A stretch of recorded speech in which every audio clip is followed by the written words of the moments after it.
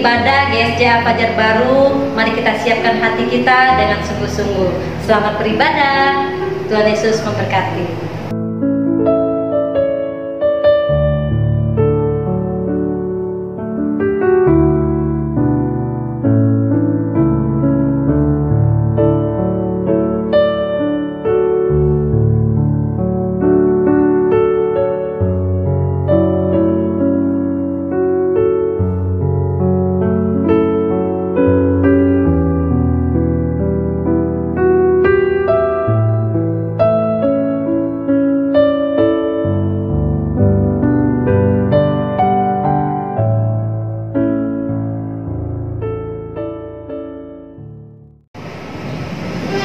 Saudara-saudara yang dikasihi Tuhan, apapun yang terjadi dalam hidup kita, kita tetap selalu berkata bahwa Tuhan adalah kekuatan dan mazmur kita. Haleluya. Mari kita naikkan pujian, Tuhan adalah kekuatan dan mazmurku. Tuhanlah kekuatan dan mazmurku. Dia gunung batu dan keselamatanku. Oh, hanya padamu hatiku percaya. Kaulah benar dan kota perlindungan.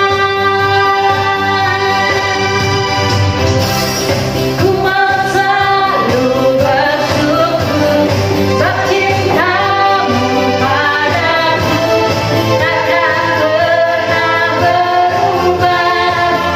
Hatiku percaya walau bumi bergoncang, gunung-gunung beranjak, namun kasih setiamu tak pergi dariku. Ku mau selalu bersyukur sebab cintamu padaku takkan pernah berubah. Hatiku percaya walau bumi bergoncang, gunung-gunung beranjak, namun kasih setiamu tak pergi dariku. Kasih setiamu tak pergi dariku. Kasih setiamu tak pergi dariku.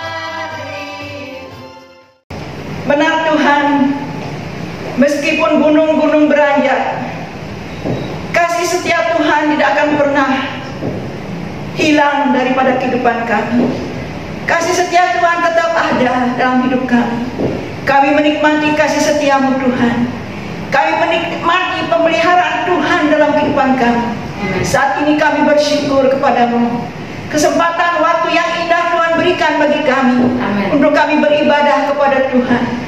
Kami mohon Tuhan memberkati ibadah kami dari awal, pertengahan, dan sampai akhirnya. Ketika kami menaikkan pujian mendengar firman Allah, kekuatan kuasa Tuhan melengkapi hidup kami, menyertai ibadah kami, sehingga kami semua Tuhan, dimanapun kami berada, dimanapun kami beribadah saat ini, kuasa Tuhan nyata, hadirat Tuhan ada, sehingga kami semua menikmati Tuhan dan berkat Tuhan mengalir dalam hidup kami. Inilah iman kami Tuhan, dan di dalam nama Tuhan Yesus kami buka ibadah ini. Haleluya. Amin. Puji Tuhan, selamat beribadah. Mari kita masuk ke dalam firman Tuhan. Mari kita siapkan hati kita, dan mari kita terus berseru kepada Tuhan dan katakan bahwa kita tetap mencintai Yesus selamanya. Haleluya. Ku mau cintai Yesus selamanya.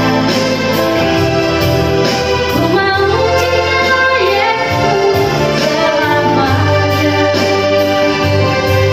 Meskipun badai silih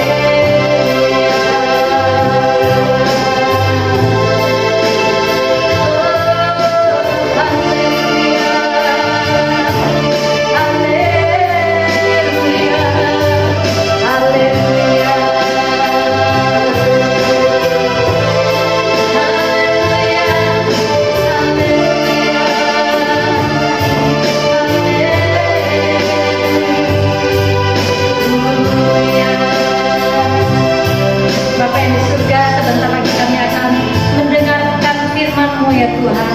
Berkatilah hamba-Mu yang akan menyampaikan firman-Mu ya Bapa. Berkati mulut bibirnya ya Tuhan Yesus. Biarlah apa yang dia sampaikan ya Tuhan merupakan isi hati-Mu, merupakan ya Tuhan pemikiran-Mu ya Tuhan Yesus. Tuhan Yesus, berkatilah hamba-Mu ini ya Tuhan Yesus, dan berkati juga kami yang akan mendengarkan firman-Mu ya Bapa. Biarlah firman-Mu bertumbuh dan berbuah di hati kami ya Tuhan Yesus. Jadikanlah kami pelaku-pelaku firman-Mu. Bapa, kami serahkan firman Tuhan pada pagi hari ini hanya ke dalam tangan kasih-Mu. Haleluya. Amin. Selamat pagi Bapak Ibu yang dikasihi oleh Tuhan, jemaat yang diberkati oleh Tuhan. Kembali kita bersama-sama mendengarkan firman Tuhan. Firman Tuhan sudah didoakan. Saya mengajak Bapak Ibu semua kita melihat sebuah ayat. Firman Tuhan diawali dengan ayat yang terdapat dalam Roma pasal yang ke-12 ayat yang ke-11. Firman Tuhan katakan, janganlah hendaknya kerajinanmu kendor, biarlah rohmu menyala-nyala dan layanilah Tuhan.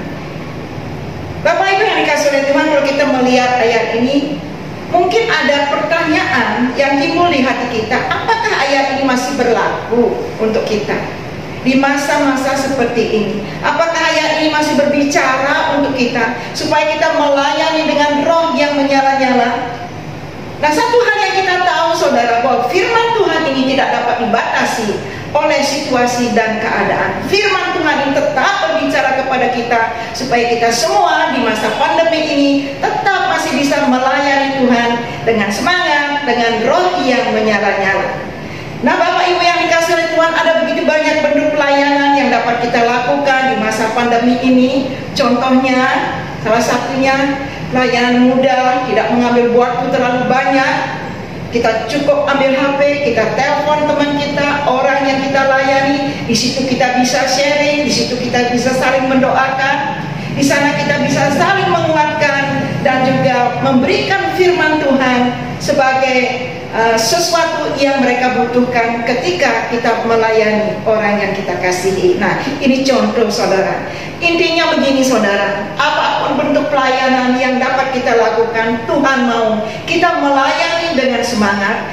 Tuhan mau kita melayani dengan kasih. Tentu saja sambil memperhatikan iman kita supaya iman ini terus bertumbuh dari hari ke hari, berkembang dan akhirnya disempurnakan melalui pelayanan kita dari kesaksian hidup kita bersama dengan Tuhan Yesus. Pada hari ini saya mengajak semua saudara melihat seorang tokoh di dalam Alkitab, di mana dia melayani dengan roh yang menyala-nyala, dengan semangat, didasari dengan kasih, dan imannya terus bertumbuh. Sekalipun dia melayani dengan luar biasa, tapi imannya tidak berhenti sampai di sana, tapi imannya terus bertumbuh dan sangat memberkati banyak orang dan juga memberkati kita semua. Puji akan nama Tuhan. Siapakah tokoh ini? Mari kita melihat saudara di dalam Yohanes pasal yang ke-20 ayat yang pertama, kedua dan ke-18.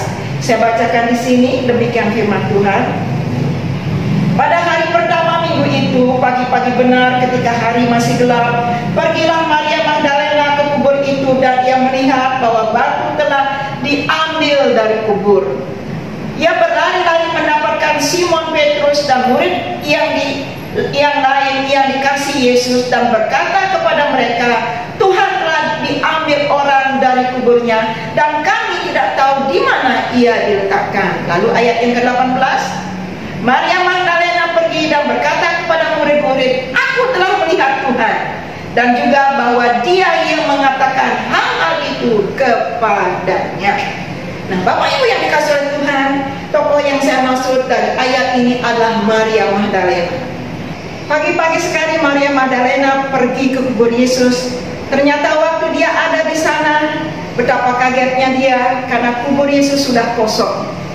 Lalu apa yang dia lakukan saudara? Dia berlari-lari menemui Petrus dan juga murid Tuhan Yesus yang dikasihi.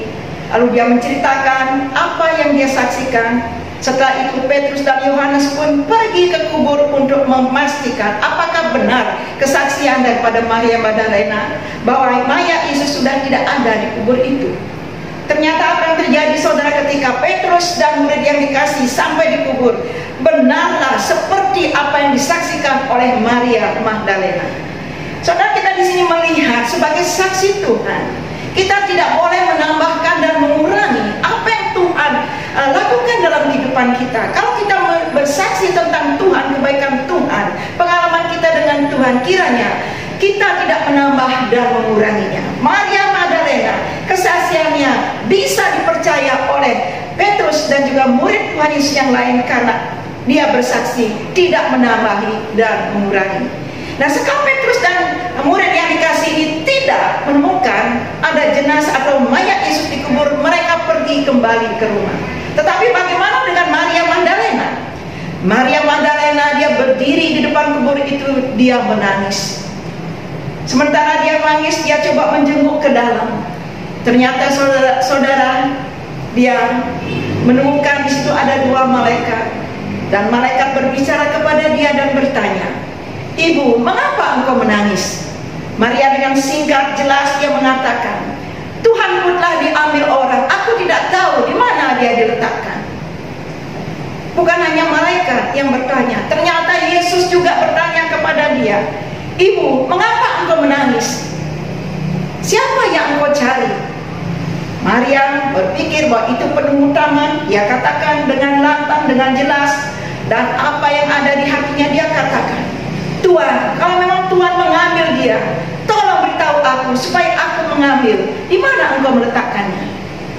Pertanyaan atau daripada Maria ini dijawab oleh Tuhan Yesus dengan menyebut dan memanggil namanya, "Maria."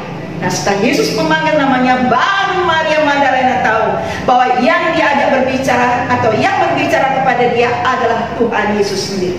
Betapa kagetnya Maria Magdalena. Lalu dia ingin memeluk Yesus, ingin memegang Yesus. Yesus katakan, "Jangan, aku belum kembali kepada Bapa. Sekarang kamu harus menemui saudara-saudaraku. Katakan kepada mereka, aku akan pergi kepada Bapakku dan juga Bapamu, kepada Allahku dan Allahmu." Katakan kepada mereka. Setelah Maria Magdalena mendengar apa yang dikatakan oleh Tuhan Yesus, dia pergi sesuai dengan perintah Yesus. Dan saudara, di sini kita melihat Maria Magdalena adalah saksi pertama dari kebangkitan Tuhan Yesus. Lalu kita bertanya sekarang, kenapa mesti Maria Magdalena menjadi saksi pertama dari kebangkitan Yesus? Mengapa harus wanita ini? Apakah tidak ada pria yang lain atau wanita yang lebih cantik, lebih pintar, ya, lebih baik daripada Maria Magdalena ini? Saudara, satu hal yang kita tahu, kalau Tuhan memilih seorang, Tuhan tidak pernah salah. Kalau Tuhan menempatkan seseorang dalam suatu tugas pelayanan, tidak pernah salah. Dan satu hal juga yang kita tahu, saudara, bahwa Maria Magdalena ini dia adalah orang yang sangat mengasihi Tuhan Yesus. Seringkali juga kita berpikir, mungkin juga pernah saudara mengalami, ketika kita melihat orang dipakai oleh Tuhan dengan luar biasa, yang tadinya bagi kita nggak terpikir itu akan terjadi. Kenapa mesti dia ya?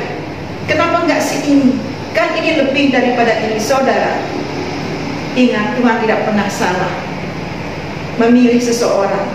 Satu hal yang kita perlu ketahui, siapapun dipilih, ditentukan oleh Tuhan, kita tidak boleh protes. Yang kita lakukan harus mendukung. Nah, saudara, Maria Magdalena adalah orang yang mengasihi Yesus. Dari mana kita tahu bahwa Maria Magdalena ini mengasihi Yesus? Dia adalah wanita yang pertama yang menjadi saksi daripada kebangkitan Yesus. Mari kita melihat di dalam Matius pasal yang ke-27. Matius pasal yang ke-27. Kita melihat di sini.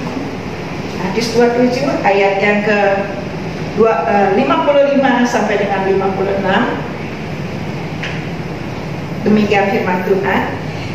Dan ada di situ banyak perempuan yang melihat dari jauh, yaitu perempuan-perempuan yang mengikuti Yesus dari Galilea untuk melayani dia. Di antara mereka terdapat Maria Magdalena dan Maria ibu Yakobus dan ibu anak-anak Zebedeus. Saudara, ini berbicara tentang, ayat ini berbicara pada waktu penyaliban Tuhan Yesus. Di antara begitu banyak orang, terutama perempuan-perempuan yang menyaksikan penderitaan sengsara Yesus di atas kayu salib, salah satunya adalah Maria Magdalena. Saudara, kalau saat ini atau pada zaman kita sekarang, saudara, kita tidak pernah tahu entah berapa lembar, ya saudara, tisu yang dihabiskan oleh Maria Magdalena untuk menghapus air matanya. Karena air matanya bagaikan hujan deras yang tidak dapat dia bendung ketika dia melihat sengsara penderitaan Yesus di atas kayu salib. Dan juga saudara, kita tidak bisa membayangkan betapa perih dan sedih hati daripada Maria Magdalena ketika dia melihat orang yang dia kasihi tergantung di atas kayu salib dan tubuhnya penuh dengan bilur-bilur oleh karena cabukan berulang-ulang kali mengenai tubuhnya. Inilah Maria Magdalena. Dia adalah salah satu daripada banyak perempuan yang menyaksikan penderitaan, kesengsaraan Tuhan Yesus. Tentu saja dia sangat mengasihi Yesus.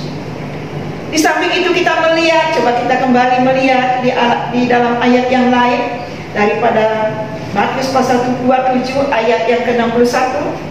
Tetapi Maria Magdalena dan Maria yang lain tinggal di situ, duduk di depan kubur itu.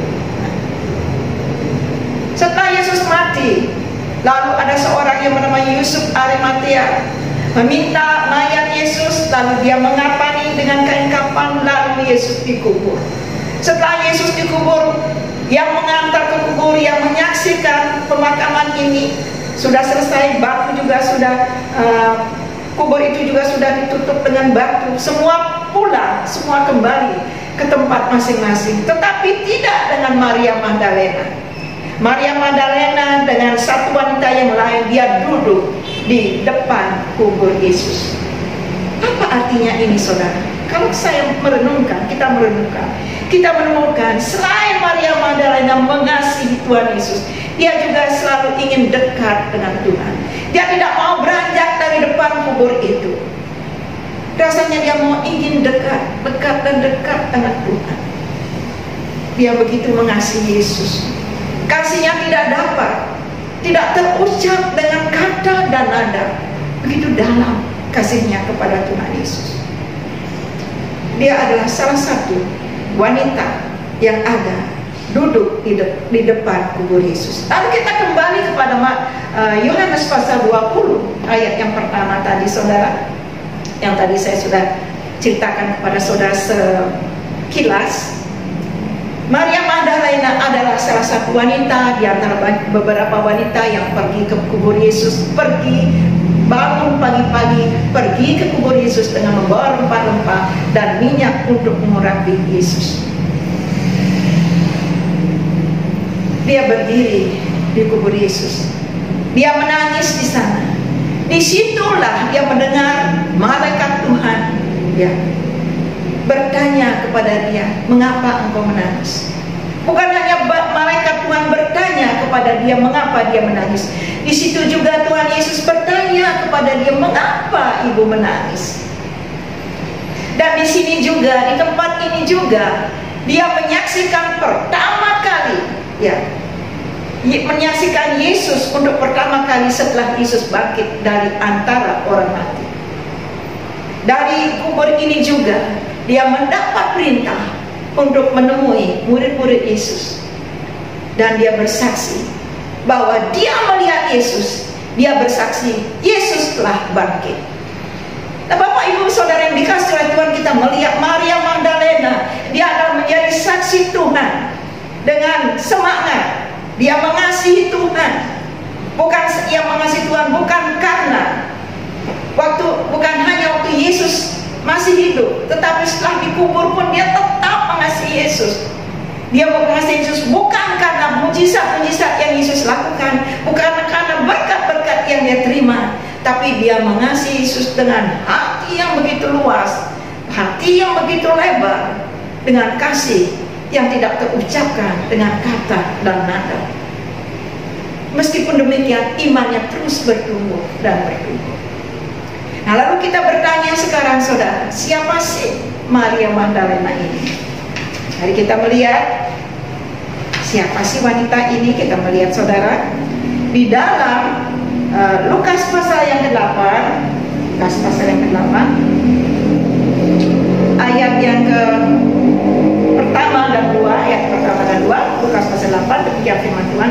Tidak lama sesudah itu, Yesus berjalan berkeliling dari kota ke kota dan dari desa ke desa, memberitakan Injil Kerajaan Allah. Ke-12 muridnya bersama-sama dengan dia, dan juga beberapa orang perempuan yang telah disembuhkan dari roh-roh jahat atau berbagai penyakit, yaitu Maria yang disebut Magdalena, yang telah dibebaskan dari 7 roh jahat. Nah, saudara, kita melihat siapa sih Maria Magdalena ini? Dia adalah wanita atau perempuan yang dibebaskan oleh Tuhan, yang pernah diserang oleh 7 roh jahat. Saudara, 7, angka 7 berbicara tentang angka yang sempurna. Roh jahat ini adalah roh yang membuat kita sengsara, membuat kita menderita. Artinya di sini, saudara, Maria Magdalena pernah mengalami penderitaan. Penderitaannya sempurna, saudara. Nah, saudara, kalau wajahnya, kecantikannya sempurna, kita senang. Tapi kalau penderitaan kita sempurna, bisa dibayangkan, saudara.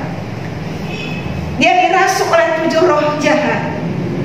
Penderitaannya tidak berkesudahan, tetapi yang bisa menyudahi, mengakhiri penderitaannya hanya Yesus. Dengan cara apa? Yesus melepaskan dia dari serangan, dari ikatan, dari belenggu 7 roh jahat. Di samping itu, di dalam ayat pertama dari Lukas pasal 8, kita mendapatkan Maria Magdalena adalah orang yang selalu bersama-sama dengan Tuhan Yesus dan murid-murid Yesus. Untuk apa? Mereka berkeliling dari satu kota ke kota yang lain, dari satu desa ke desa yang lain, untuk memberitakan kerajaan Allah, untuk memberitakan Injil keselamatan ini.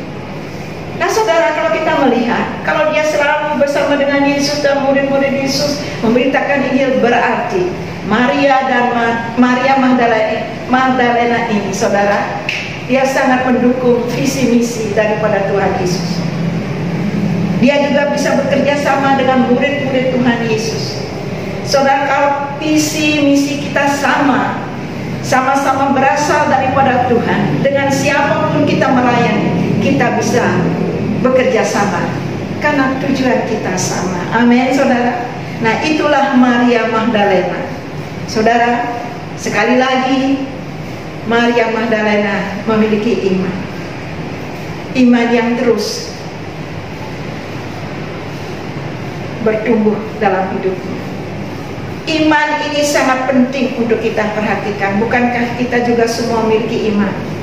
Saudara, kenapa iman ini perlu kita perhatikan, perlu kita jaga? Pentingnya kita menjaga iman, karena iman ini menentukan keselamatan kita. Kepada siapa kita percaya? Kalau kita beriman, percaya kepada Yesus, keselamatan itu sudah jaminan untuk kita. Iman ini penting, sangat perlu kita jaga, karena iman ini menentukan kuasa Tuhan di dalam pelayanan kita. Ingat dengan Petrus dan Yohanes ketika ada di pintu gerbang bait Allah, ketika dia melihat orang lumpuh sejak lahirnya meminta-minta di situ, apa yang dia katakan? Petrus katakan, emas dan perak tidak ada padaku, tetapi apa yang kupunya kuberikan kepadamu.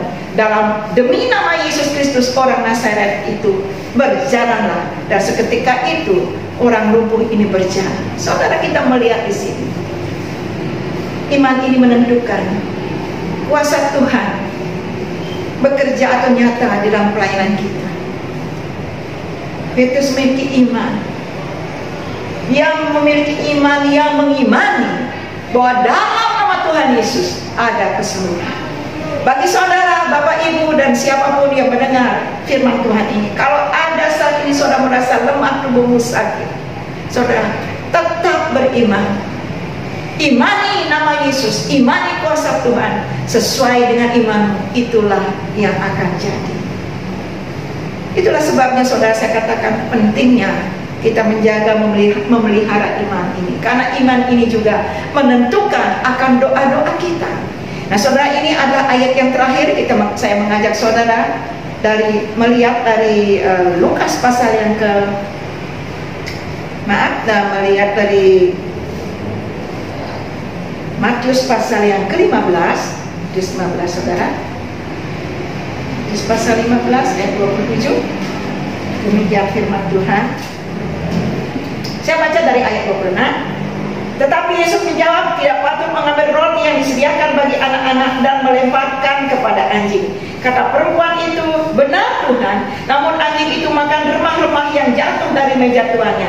Maka Yesus menjawab dan berkata kepadanya, hai ibu, besar imanmu, maka jadilah kepadamu seperti yang kau kehendaki. Dan seketika itu juga anaknya sembuh. Saudara, satu hari waktu Yesus berjalan bersama dengan murid-muridnya, di tengah perjalanan itu ada seorang wanita Kanaan. Wanita ini berteriak-teriak. Wanita ini memanggil nama Yesus, Tuhan, anak Daud, kasihanilah aku, anakku sangat menderita, dia dirasuk oleh setan, kasihanilah aku. Dia terus berteriak-teriak berulang-ulang kali, minta supaya Tuhan mengasihi dirinya, saudara. Lalu murid-murid Yesus merasa terganggu. Mereka katakan, guru, suruh orang ini, perempuan ini pergi, dia sangat mengganggu, dari tadi dia berteriak. Apa jawab Yesus? Yesus katakan, aku hanya diutus untuk domba-domba yang terhilang dari umat Israel. Setelah mendengar jawaban Yesus, wanita ini mengatakan, Tuhan, tolonglah aku. Lalu Yesus menjawab kembali, tidak baik mengambil roti yang disediakan untuk anak-anak lalu melemparkan kepada anjing. Artinya saudara, pintu untuk mendapat kesembuhan, untuk anaknya mendapat kesembuhan atau menerima kesembuhan dari Yesus sudah tertutup. Jawaban Yesus ini saudara, kalau boleh saya katakan, Yesus menolak untuk menyembuhkan anaknya. Meskipun demikian saudara, wanita ini mengatakan, benar Tuhan, namun anjing itu makan dari remah-remah yang jatuh dari meja Tuhan. Saudara, kalau boleh saya, ya saudara, mewakili wanita ini, jawabannya seperti ini.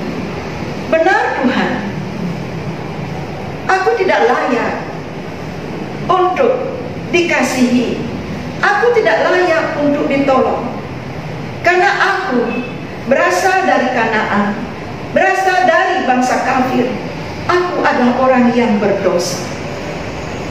Ada sambungannya saudara. Wanita ini mengatakan lagi, namun Tuhan, anakku sangat membutuhkan remah-remah itu. Hanya remah-remah itulah yang bisa menolong dia untuk menyambung hidupnya.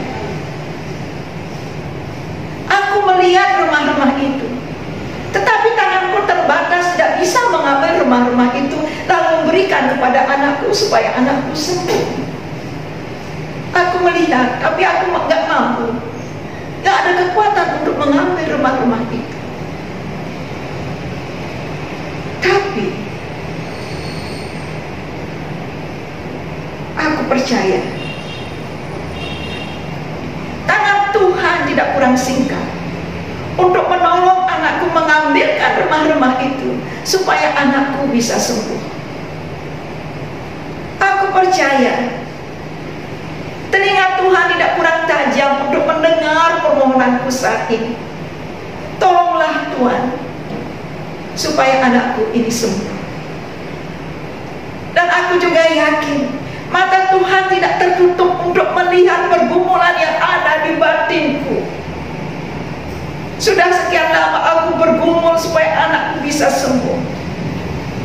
Tapi satu-satunya yang aku tahu, bahwa kasih kemurahan Tuhan, tangan kebaikan Tuhan, tangan daripada Tuhan sendiri tidak akan berhenti, tidak akan terdiam. Pasti engkau tergerak untuk memberikan anakmu kesembuhan, mengambil remah-remah itu, memberikan kesembuhan itu bagi anakmu. Setelah dia berkata seperti itu, Tuhan Yesus katakan apa saudara? Hai ibu, besarlah imanmu, jadilah seperti yang kau kehendaki. Firman Tuhan mencatat, seketika itu juga anaknya sembuh. Oh saudara, luar biasa. Di sini saya katakan iman kita ini harus terus bertumbuh saudara, karena ini menentukan doa yang kita naikkan kepada Tuhan. Tentu kita semua ingin doa kita dijawab oleh Tuhan, tapi doa yang dijawab oleh Tuhan adalah doa yang lahir dari iman. Puji Tuhan, ini firman Tuhan yang dapat saya sampaikan. Kita belajar daripada Maria Magdalena. Dia adalah wanita yang melayani dengan semangat, didasari dengan kasih. Namun demikian, dia tetap memperhatikan imannya. Imannya terus bertumbuh, berkembang, dan disempurnakan melalui pelayanannya dari kesaksian hidupnya bersama dengan Tuhan. Mari kita berdoa bersama-sama. Terima kasih Tuhan, kami telah mendengarkan kebenaran firman-Mu. Kami belajar daripada seorang tokoh yang bernama Maria Magdalena. Kiranya kami tetap menjadi pelayan-pelayan Tuhan yang bersemangat, yang penuh dengan cinta, selalu ingin dekat dengan Engkau, dan juga memiliki iman yang terus-menerus bertumbuh dalam kehidupan kami. Karena inilah yang Engkau mau. Memang iman yang bertumbuhlah yang saat ini Tuhan kami rindukan ada di dalam kehidupan kami, supaya kami tetap bisa menghadapi situasi dan kami bisa menjalani hidup ini dengan penuh sukacita, dengan penuh damai dan ketenangan yang berasal daripada Tuhan. Terima kasih Tuhan. Dalam nama Yesus kami bersyukur. Amin.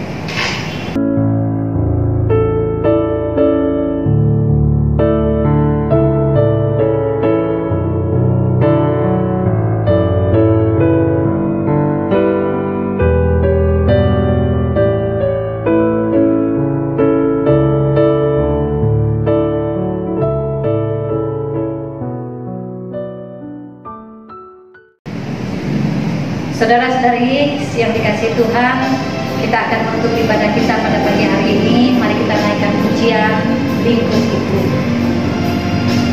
Haleluya.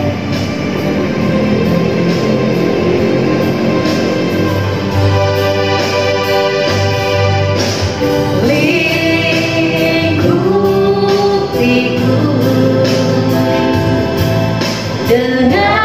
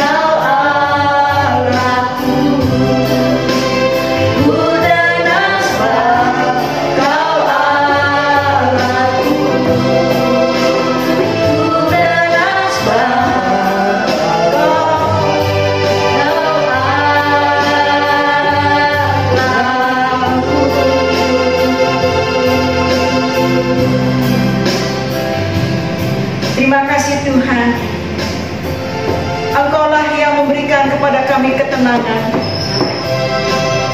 Apapun yang kami alami, selama kami memiliki iman kepada Tuhan, kami pasti bisa melewati dan bisa menghadapi semua dengan kekuatan yang datang daripada Tuhan. Iman kami sangat menentukan Tuhan. Sebagaimana keselamatan itu kami terima melalui iman kami kepada nama Yesus. Pelayanan kami akan disertai dengan kuasa Tuhan, karena di dalamnya ada iman yang mengimani nama Yesus. Demikian juga ya Tuhan, doa-doa yang kami naikkan dalam setiap pergumulan kami, setiap badai yang menghampiri kehidupan kami. Jikalau kami memiliki iman, berharap, percaya kepada Tuhan, kami akan memperoleh kemenangan. Kemenangan itu bukan berdasarkan pikiran kami. Kemenangan itu Engkau berikan oleh karena Engkau mengasihi kami. Terpujilah nama Tuhan. Terima kasih Bapa. Biarlah roh kami tetap menyala-nyala dan semangat terus berasal daripada Allah, menyertai pelayanan kami sehingga nama Tuhan dipermuliakan. Kami telah diberkati oleh Tuhan oleh pujian, penyembahan dan firman Allah. Sebentar lagi Tuhan kami akan mengakhiri ibadah ini. Kiranya Tuhan akan terus memberkati kami dan jemaat Tuhan dimanapun berada, diberkati oleh Tuhan, dikuatkan oleh Tuhan. Bangsa dan negara kami persilakan kuasa Tuhan beracara di tengah-tengah negeri kami sehingga terjadi pemulihan.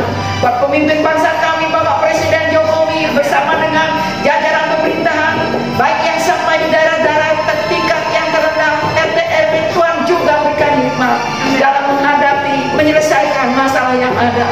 Tuhan, khusus untuk virus COVID-19 ini Tuhan, kami berdoa kepada-Mu, mohon kiranya Tuhan melindungi kami umat Tuhan, dijauhkan daripada virus ini, dan Engkau juga akan Tuhan menolong kepada kami untuk bisa mengatasi virus ini, bangsa dan negara kami Tuhan.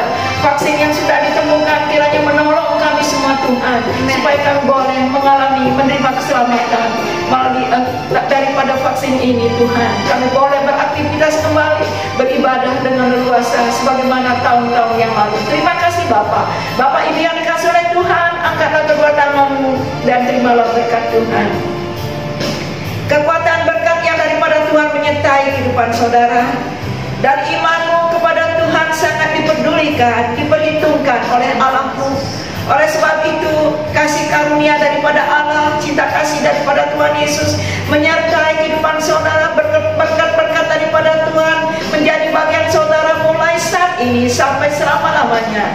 Tuhan Yesus memberkati jemaat-Mu, Gereja Fajar Baru, dan semua yang mengikuti ibadah ini. Dalam nama Tuhan Yesus, menaikkan pujian, kami memuji kebesaran-Mu. Kami